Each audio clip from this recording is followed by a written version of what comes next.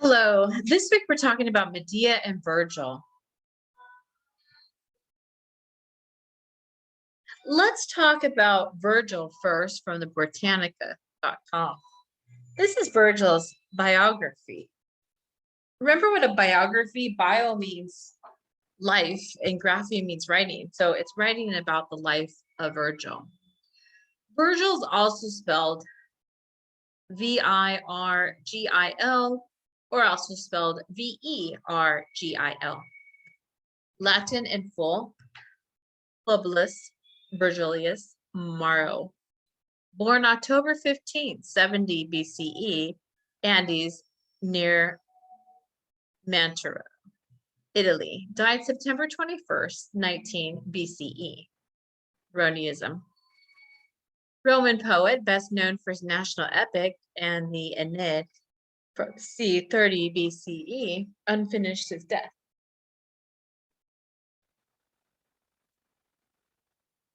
Virgil was regarded by the Romans as their greatest poet, an estimation that subsequent generations have upheld. His fame rests chiefly upon the Aeneid, which tells the story of Rome's legendary founder and proclaims a Roman mission to civilize the world under divine guidance. His reputation as a poet endures not only for the music and dictation of his verse, and for his skill in constructing an intricate work on the grand scale, but also because he embodied in his poetry aspects of experience and behavior of permanent significance. Virgil was born of peasant stock, and his love of the Italian countryside and the people who cultivated it colors all his poetry. He was educated in Cremona, at Milan, and finally at Rome, acquiring a thorough knowledge of Greek and Roman authors, especially of the poets, and receiving a detailed training in rhetoric and philosophy. It is known that one of his teachers was Epicurean Cicero, and Epicurean philosophy is substantially reflected in his early poetry, but gradually gives way to attitudes more akin to Stoicism. Political background. During Virgil's youth as a Roman republic neared its end, the political and military situation in Italy was confused and often calamitous. The civil war between Marius and Sulla had been succeeded by conflict between Pompey and Julius Caesar for supreme power.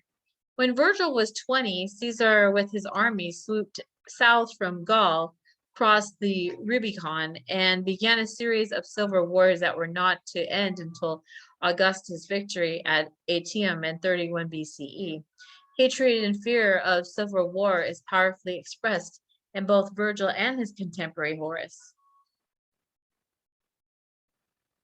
The key to a proper understanding of Augustine age and his poets lies, indeed, in proper understanding of the turmoil that had preceded in Augustine's piece.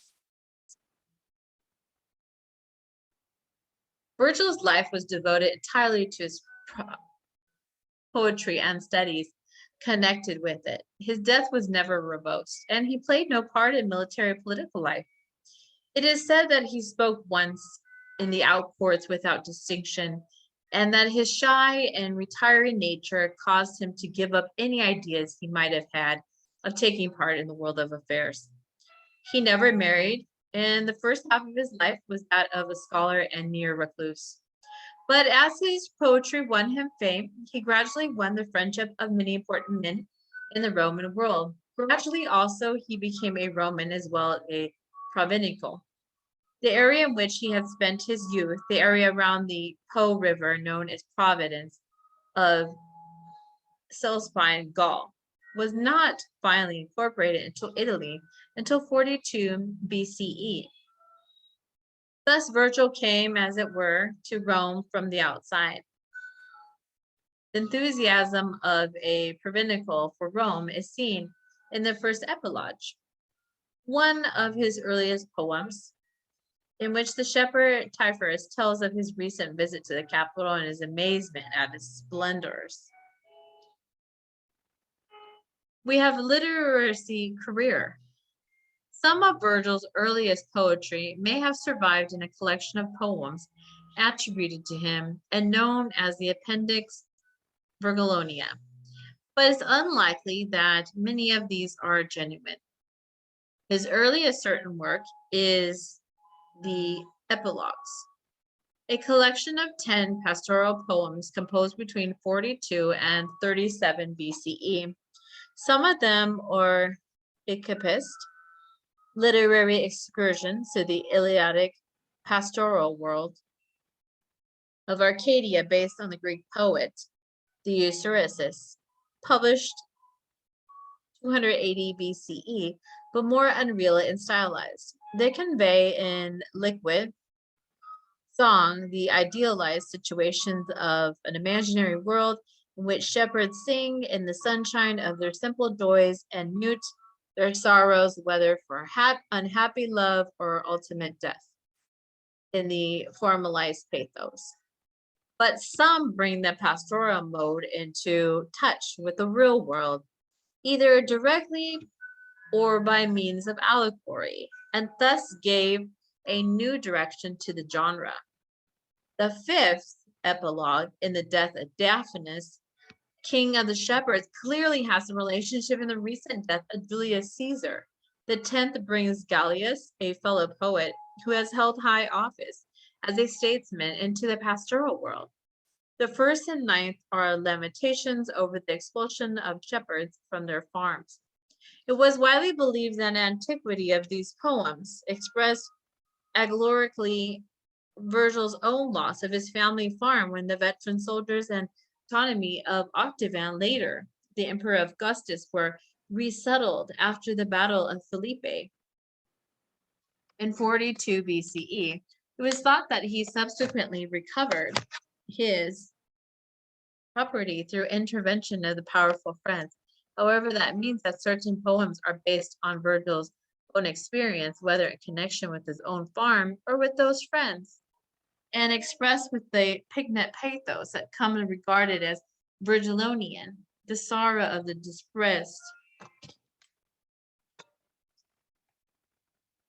But one epilogue in particular stands out as having relevance to the contemporary situation, and this is the fourth, sometimes called Messianic, because it was later regarded as a prophetic of Christianity. It's an elevated poem prophesizing the sonorous and Victor, the birth of a child who will bring back golden age, banish sin, and restore peace. It was clearly written at a time when the clouds of civil war seemed to be lifting. It can be dated firmly to 4140 BCE, and seemingly most likely that Virgil refers to the expected child of the Tamara Antinomy and his wife Octavia, sister of Octavian. But through a specific occasion may be allocated to the poem, it goes beyond particular and in symbolic terms presents a vision of world harmony, which to some intent designed to be realized under Augustus. Here's the Golden Age.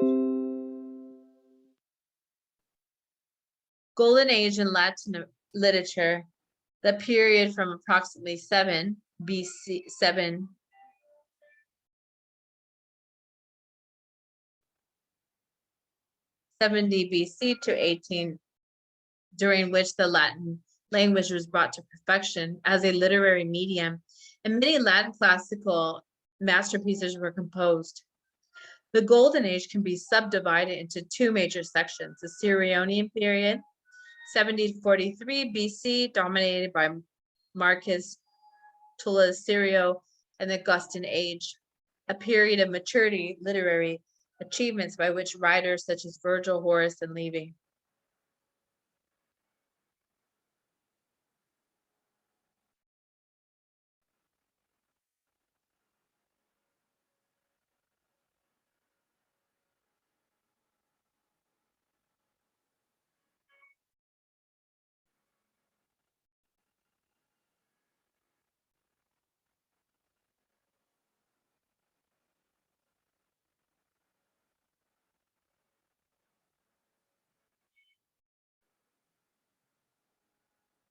Virgil's life was devoted entirely to his poetry and studies connected to it.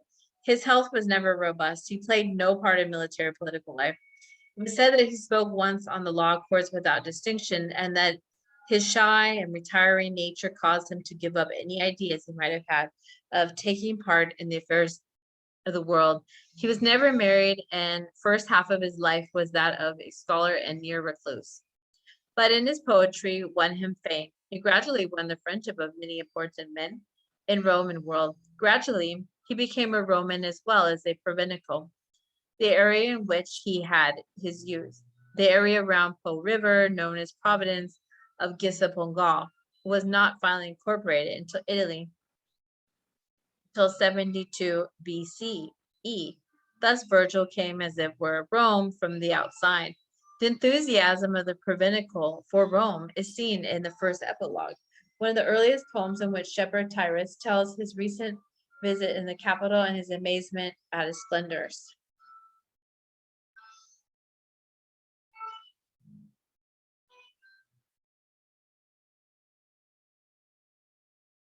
Literary career. Some of Virgil's earliest poetry may have survived a collection of poems attributed to him and is known as the Appendix Verlonia, because it's unlikely that many of these are genuine.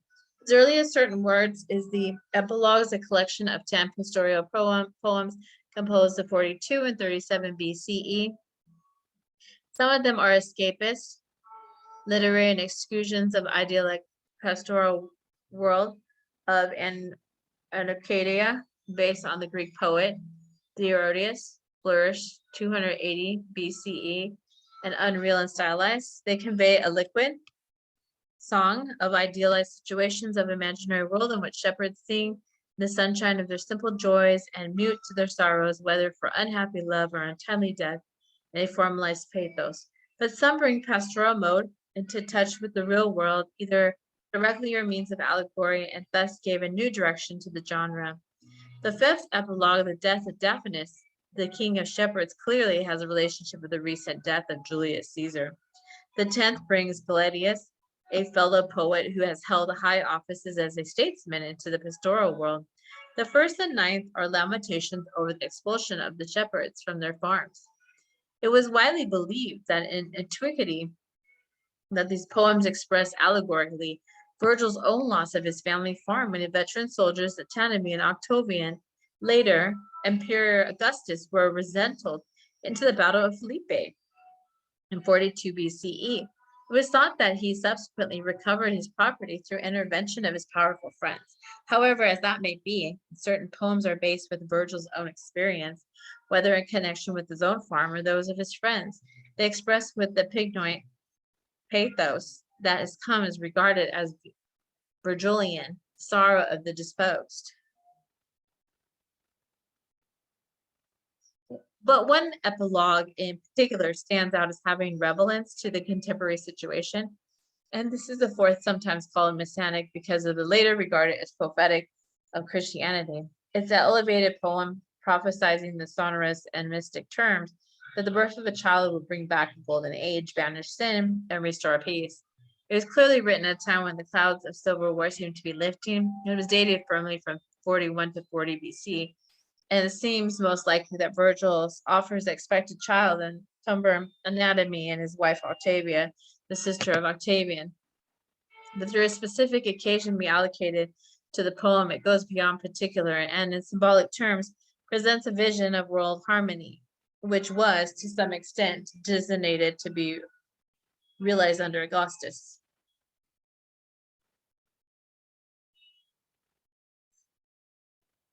One of the most disastrous effects of the Civil Wars, and one of which Virgil, as a countryman, would be most intensely aware, was the depopulation of rural Italy.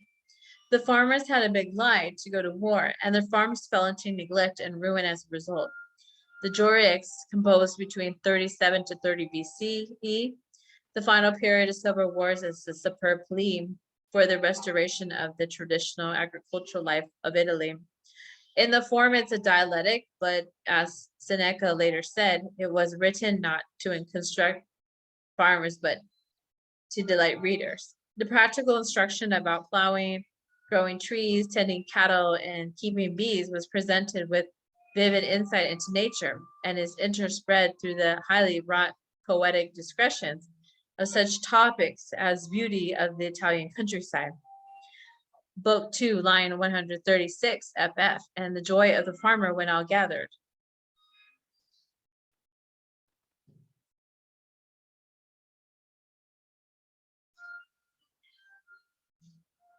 The Georgics was dedicated at the beginning of each book to Maecenas, one of the chief of Augustine's ministers, who also was leading patron of the arts.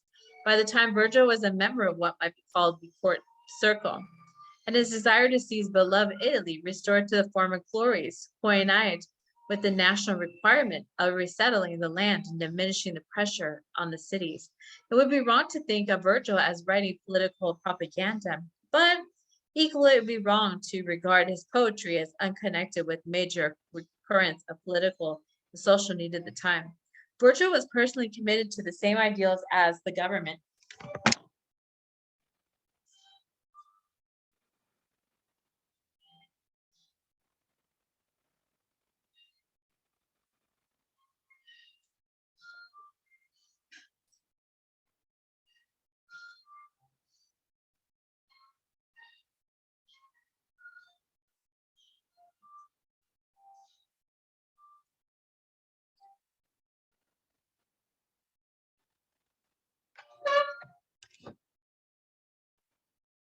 In 31 BCE, when Virgil was 38, Augustus, still known as Octavian, won the final battle of the civil wars enacted him against the forces of autonomy in Cleopatra.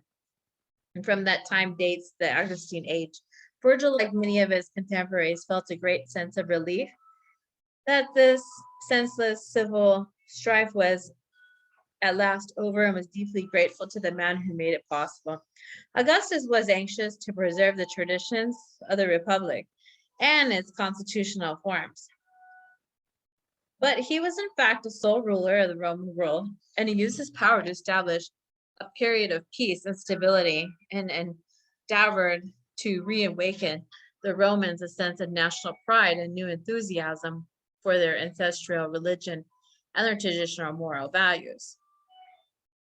Those are bravery, parsimony, duty, responsibility, and family devotion. Virgil, too, as a countryman at heart, felt a deep attachment to the simple virtues and religious traditions of the Italian people. All his life, he had been preparing himself to write an epic poem regarded as the highest form of poetic achievement, and he now set out to embody his ideal Rome in the Aeneid, the story of the foundation of the first settlement in Italy from Rome was sprung by exiled Trojan prince after the destruction of Troy by the Greeks of 12th century BCE. The theme he chosen to give him was the two great advantages. One was that to date, the subject was very close to those of Homer, Iliad, and Odyssey, so he could remodel episodes and characters from the great Greek predecessor. And other was that he could be brought into relationship with contemporary Augustine world by presenting a nations and phototype of the Roman way of life.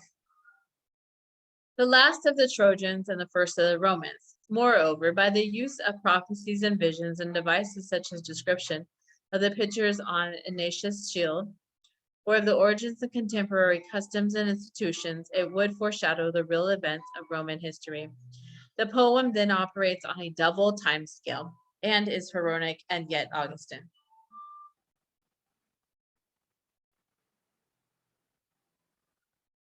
All his life, he had been preparing himself to write an epic poem regarded as the highest form of poetic achievement, and he now set out to embody his ideal Rome in an Aeneid, the story of the foundation of the first settlement in Italy, from which Rome was a spring.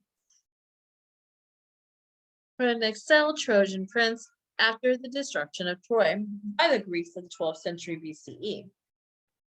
The theme he chose gave him two great advantages. One was its date and subject is very close to that of Homer's Iliad and Odyssey, so he could remodel episodes and characters from great Greek predecessor.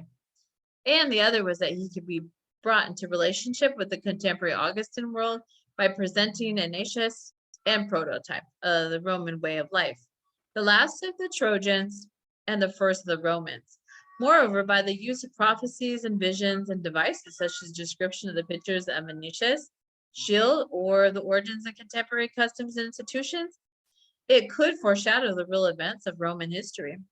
The poem then operates on a double time scale and it's Heronic yet Augustine.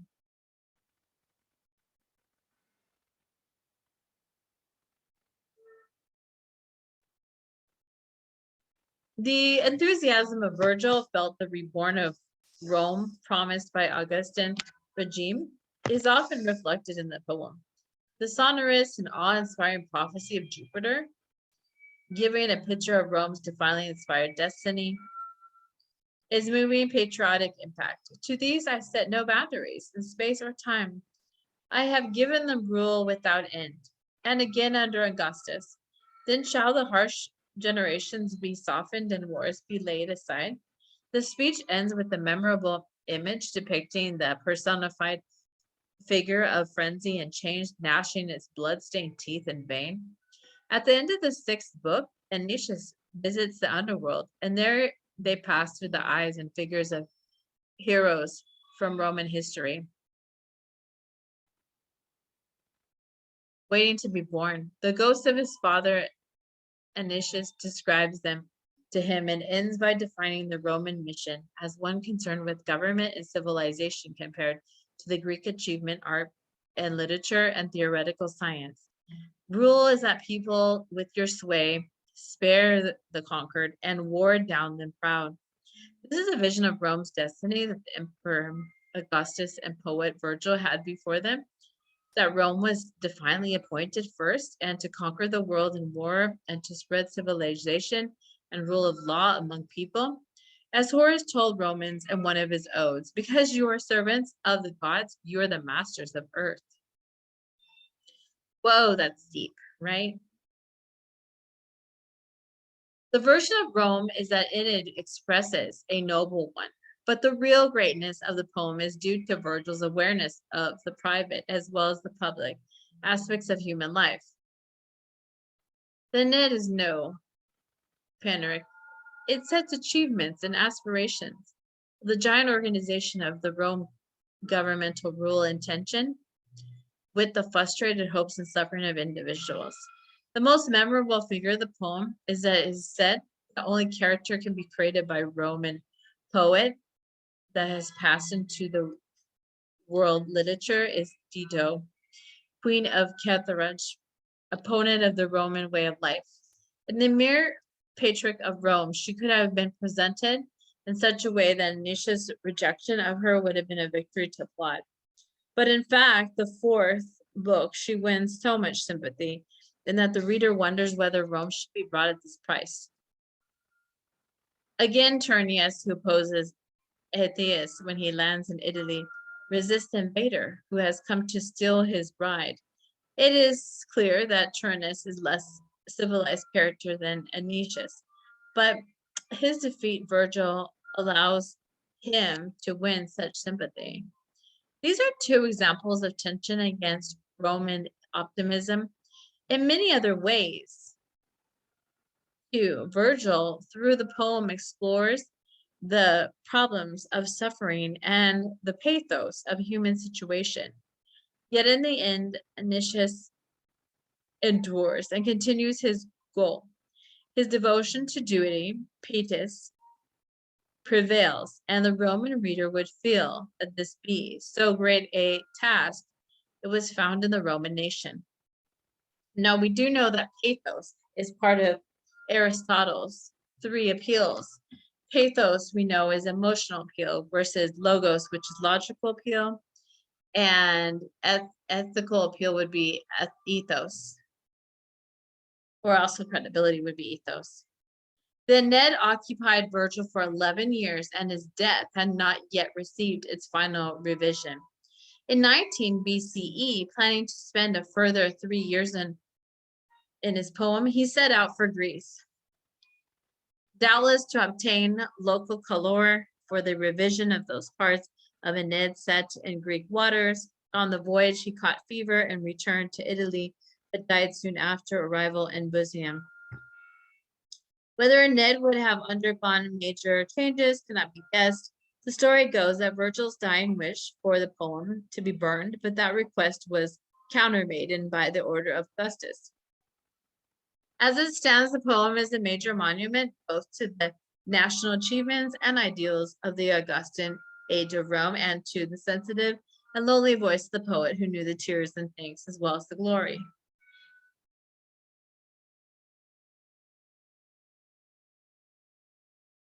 Virgil's poetry immediately became famous in Rome and was admitted by the Romans for two reasons. First, because he regarded them as their own national poet, spokesperson in their ideals and achievements. Second, because he seemed to have reached the ultimate perfection of his art. His structure, dictation,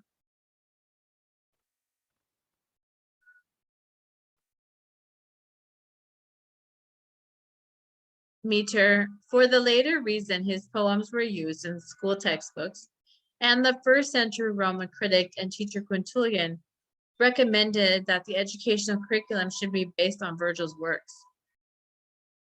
A few years after his death, Virgil was being emitted and echoed by the younger poet Ovid, and the process continued through the Silver Age. The study of Virgil in schools has lasted as long as Latin has been studied. By the 4th century, a new reason for admiration was gaining around. The store of wisdom and knowledge discovered by scholars in Virgil's poems, for which he was saluted not only as a poet, but as a respiratory information. This aspect figures largely in the writings of the writer and philosopher Macrobus, those of Virgil's commentator Servatius in the late 4th and 5th century, and those many writers. Agricultural interpretations began to gain around and under Christian influence became especially widespread through Middle Ages. The two main bases for Christian allegoration is the fourth Eloquic, believed to be a prophecy of the birth of Christ, and mere Christian values expressed in it, especially in Hero, a man devoted by Christian mission. The culmination of this view of Virgil's place and honor is Dante's Divine Comedy, as a poet's guide through hell and purgatory up to the gates of paradise. Virgil's influence on English literature has been enormous. He was Edmund Spenser's constant aspiration of the fanciful beauty of the fair queen. The Ned was a model of John Milton's Paradise Lost, not only for epic structure and machinery, but also in style and dictation. In the English Augustan age, John Dryden and countless others held their Virgil's poetry and reached the ultimate perfection of form and ethical content. There was some reason against him in the Romantic period, but the Victorians, such as Matthew Arnold and Alfred Lord Tennyson, rediscovered in full measure that sensitivity and pathos, and Romantics had complained that Virgil lacked. Medea in Greek mythology as an enchantress who helped Jason, leader of Argonauts, to obtain the golden fleece from her father, King Aetes of Colchis. She was of divine descent and had the gift of prophecy. She married Jason and used her magic powers and advice to help him. In one version of the story, when she pursued by Aetes, Jason, in conspiracy with Medea, cut her brother Aphers to pieces and throws him into the sea to delay the pursuit. The Medea of Hercules takes the story at a later stage. After Jason and Medea have fled Coelius with the fleece and have been driven out of Coelius because of the vengeance taken by Medea on the king Pelorus of Osalis, has been sent Jason to fetch the fleece. The play is set during the time in which the pair live in Corinth, and Jason deserts Medea for the daughter of the king, Creon of Corinth.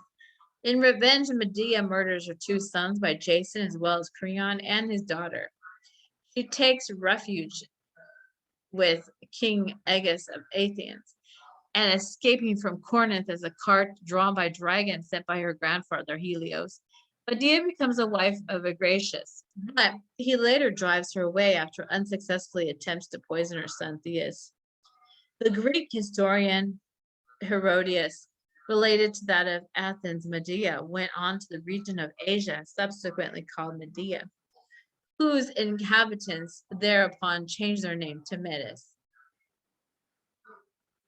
Medea also is a heroine of Seneca's Medea, a tragedy based on Euphrates' drama, and a number of modern settings, including plays in the 19th century Austrian dramatist Franz Grillparzer and the 20th century French playwright Jean Arnaud, and operas by Italian-French composer Luigi Cherubini, 1797, and the French composer Darius Mulholland in 1939. This concludes Medea and Virgil PowerPoint. Thank you so much, and I look forward to seeing you in the next PowerPoint. Bye now.